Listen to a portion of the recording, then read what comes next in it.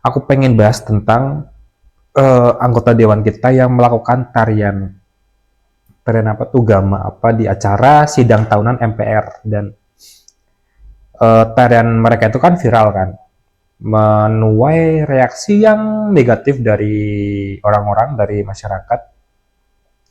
Namun beberapa dari mereka, salah satunya itu Uya Kuya, malah dia memberikan statement yang menurut saya denial dan apa menunjukkan ada bias komunikasi komunikasinya sebagai pejabat publik. Kalau nggak salah dia itu bilang, lah kenapa kita kan artis, kita anggota DPR sekaligus artis gitu. Ya saya paham, saya tahu Bapak itu artis, Bapak eh, menghibur kami di televisi, tapi kan konteksnya sekarang Bapak itu sebagai anggota dewan gitu loh. Kalian itu anggota dewan, di mana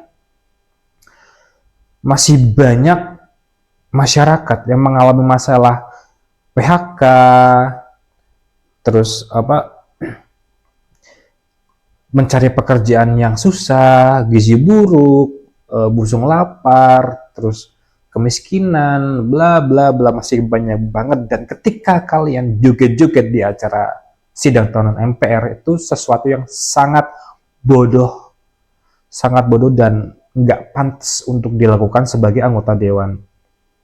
Kenapa? Karena kalian melakukan tarian joget-joget nggak jelas itu di acara formal gitu loh. Ya kan?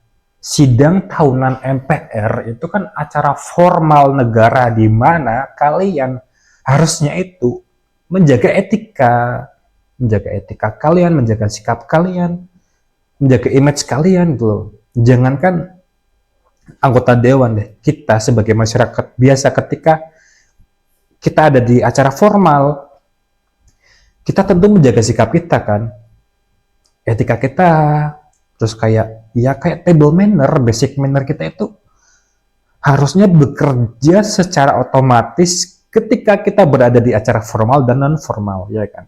Tapi kenapa nih para bapak-bapak, ibu-ibu sekalian anggota dewan, kalian berada di acara sidang tahunan MPR, sidang apa acara formal, tapi kalian malah joget-joget, dan itu sesuatu yang tidak etis, apa ya, memalukan, sangat memalukan. Dan apalagi jika video itu ditonton oleh orang dari negara lain, mungkin diliput dari media asing, itu akan mencoreng nama Indonesia, eh, negara kita akan ditertawakan gitu loh. Ya, ketika anggota dewan yang joget-joget itu apa mendapatkan kritik dari masyarakat, terus ditimpali dengan statement yang kacau, yang bodoh, kayak Uya Kuya tadi, itu menunjukkan bahwa kualitas pejabat kita, kualitas anggota dewan kita itu berada di bawah standar, berada di bawah rata-rata. Karena apa? Ketika anggota dewan, pejabat yang berkompeten itu pasti akan sangat berhati-hati ketika mengeluarkan statement, apalagi tentang sesuatu yang mendapatkan kecaman dari publik gitu loh, kayak joget-joget ini. Apa ya? Dan yang pada akhirnya itu membuat saya, mungkin kalian juga merasa kayak hopeless, kayak apa ya, sedih aja ya kan. Masa sih 80 tahun gitu loh Indonesia merdeka, tapi kualitas pejabatnya diisi oleh orang-orang yang tidak berkompeten, yang bisa duduk di kursi kekuasaan karena money politics, karena relasi orang dalam. Dan apa ya, aku tuh sampai kehabisan kata-kata untuk mengungkapkan betapa kecewanya saya terhadap respon kayak Uya-Kuya tadi, kita itu sebagai rakyat, sebagai masyarakat, ingin gitu loh, melihat negara ini itu berkembang, maju, membaik, dari sisi apapun gitu loh. Karena saya pribadi ya, saya tuh capek banget ngelihat aturan atau kebijakan yang justru pro kepada oligarki, pro kepada pemilik modal, dan ketika pejabat yang seharusnya kita harapkan membela kita justru malah melakukan joget-joget nggak jelas di sidang tahunan MPR, dan itu sesuatu yang tolol, bodoh banget. Dan jika kita ini ya, ketika ngomongin soal joget-joget anggota pejabat, di negara lain pun ada, di negara maju bahkan ada itu loh, pejabat yang melakukan joget-joget tarian, tapi mereka melakukan tarian itu ketika masa kampanye, ketika berada di acara non formal gitu loh. Sedangkan ketika mereka berada di acara formal kayak di sidang parlemen atau apa, ya mereka menjaga sikap gitu loh. Mereka menjaga sikap mereka, mereka menjaga etika mereka, karena mereka tahu ketika mereka melakukan sesuatu hal yang bodoh di forum formal di mana itu apa videonya dapat dinikmati oleh semua orang, mereka akan menuai kecaman dari rakyatnya sendiri, dari masyarakatnya sendiri. Dan ya SDM negara maju kan pinter-pinter ya kan, mereka pasti apa ya, berpikir berulang-ulang kali ketika akan melakukan hal atau sesuatu yang bodoh di depan rakyat mereka, di depan masyarakat mereka, terutama di acara formal. Tapi beda kasus dengan pejabat kita. Ketika mereka ketika di jabat itu bukan di jabat, mereka ketika dikritik oleh kita itu mereka seolah menyerang balik kita gitu loh, ya kan, menyerang balik kita ya, kayak tadi Uya-Kuya itu kan, bukannya minta maaf, memperbaiki diri, mereka malah menyerang balik, dan itu menunjukkan sesuatu yang dinamakan abuse of power. Saya ulangi, respon mereka yang menyaring balik kita itu menunjukkan bahwa mereka menyalahgunakan kekuasaan mereka, atau yang disebut dengan abuse of power. Dan ini tuh terjadi di banyak pejabat, banyak pemangku kekuasaan. Bahkan ketika mereka merasa ketika mereka berkuasa, mempunyai power, merasa kayak berjalan di atas angin, mereka akan menggunakan kekuasaan mereka untuk menyerang pihak-pihak yang mencoba untuk menjatuhkan mereka, walaupun mereka yang menjatuhkan itu benar dulu, kayak tadi reaksi sentimen negatif dari masyarakat tentang joget-joget di sidang tahunan MPR itu kan benar ya kan. Dan ketika banyak pejabat yang menyalahgunakan kekuasaan mereka ketika berkuasa, itu menjadi sesuatu yang mengerikan, karena negara ini bukan lagi demokrasi, melainkan otoriter gitu loh.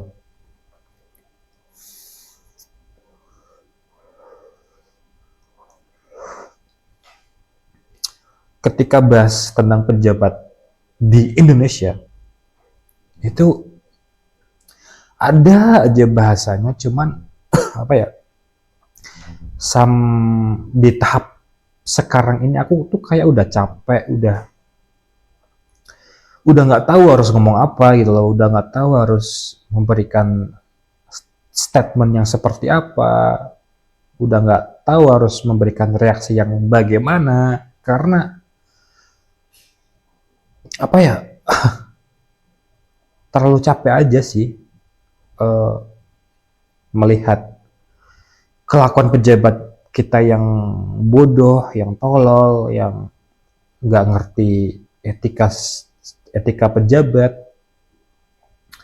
Dan yang aku takutkan ketika ketika ini kan aku udah mulai lelah gitu kan. Misalkan semua orang yang tadinya mengkritik pemerintah juga merasa lelah karena kita mengkritik tapi mereka nggak sadar, mereka malah semakin mengejek kita.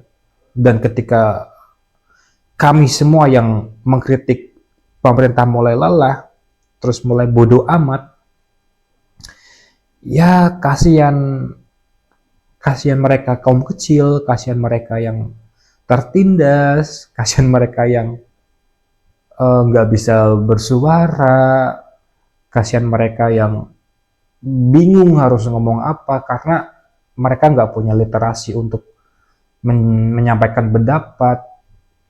Dan ketika semua itu udah terjadi, mereka cuman bisa terima nasib, miskin ya miskin, bodoh ya bodoh, kelaparan ya kelaparan, dan akhirnya akan meningkatkan tindak kejahatan kriminalitas. Itu sih yang paling apa ya, yang paling menakutkan ketika orang-orang kayak aku apa udah bosan untuk mengkritik karena nggak pernah didengar, karena malah diejek. Dan ketika semuanya udah lelah, terus akar rumput itu chaos, kriminalitas akan meningkat dan itu akan membuat negara ini nggak stabil gitu loh. Dan sebagai orang nomor satu di Indonesia, Presiden Prabowo itu harusnya uh, apa ya, mulai untuk sadar bahwa apa banyak pejabat di pemerintahan, terus menteri-menteri dia, wamen, staf sus itu banyak yang bikin kita jengkel. Dan seharusnya Pak Prabowo itu mulai untuk membersihkan mereka karena visi Indonesia Emas itu kan tinggal 20 tahun lagi, dia kan.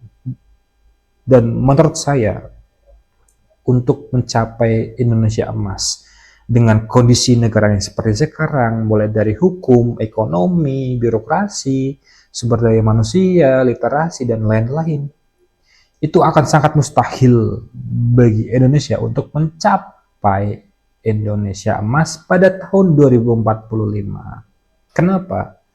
Kalian bisa cek sendiri, bisa riset sendiri.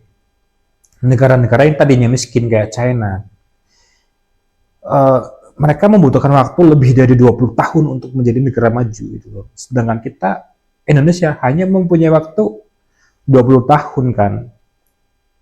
Karena tahun 2045 harus menjadi Indonesia emas, negara maju, bla bla bla bla, jembut. Well, gitu doang sih mungkin harapan, terlalu banyak harapan yang terbuang sia-sia dan berujung mengecewakan. Jadi aku nggak mau berharap apa-apa dari pemerintah ini. Aku cuman menunggu bom waktunya aja. Pasti kan ketika semuanya udah kacau, udah muak, pasti akan meledak. Dan aku sedang menunggu waktu itu. Dan semoga aja pemerintah nggak menyesal gitu loh. Oke, sampai ketemu di bejutan aku lain kali. Next time aku belum tahu kapan karena masih sibuk. Oke, see you.